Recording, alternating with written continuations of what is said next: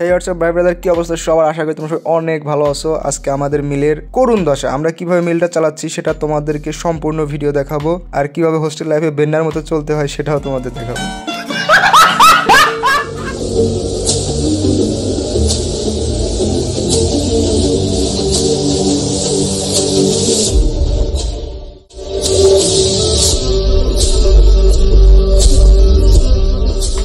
হেই ভাই brother, inter পর আরও একবার তোমাদের মাঝে চলে আসলাম।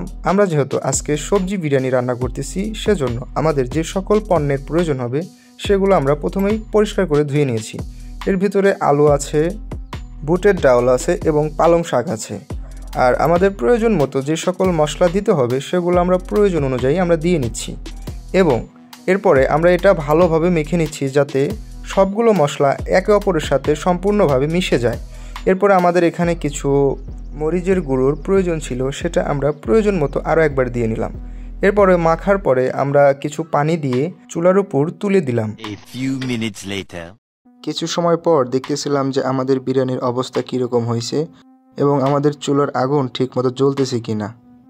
এবং সবজি বিরিয়ানি চুলার উপর রেখেই আমরা জুমার নামাজ পড়তে যাই। জুমার নামাজ পড়ে এসে একটু দেখি। এর কিছু সময় পর আমার ফ্রেন্ড আমাকে বলতেছিল, ইমরান তুমি কি এখন দেখো কি অবস্থা হয়েছে কিনা। তো আমি অনেকক্ষণ লাড়াচাড়া করে দেখলাম, দেখার পর দেখি লবণ কম হয়েছে। পরবর্তী সময় আমরা লবণ দিলাম, দেওয়ার পর আবার কিছু সময় চাপ দিয়ে রাখলাম। আমরা কিছু সময় পর আমাদের সেই বিখ্যাত সবজি বিরিয়ানির হাঁড়িটি খুলে দেখি আমাদের বিরিয়ানি একদম খাওয়ার জন্য প্রস্তুত হয়ে গেছে। তাই আমরা বিরিয়ানির হাঁড়িটি নামিয়ে সবার জন্য একটু ডিম ভাজি করতেছিলাম। ডিম ভাজি করার পরে ফাইনালি আমাদের বিরিয়ানি খাওয়ার জন্য একদম সম্পূর্ণভাবে প্রস্তুত করে ফেলেছি।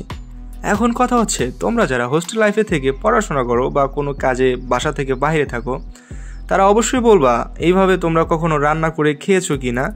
আর তোমরা যারা আমাদের ভিডিওটা দেখতেছো অবশ্যই ভাইয়া লাইক, কমেন্ট অ্যান্ড শেয়ার করবা। ধন্যবাদ সবাইকে।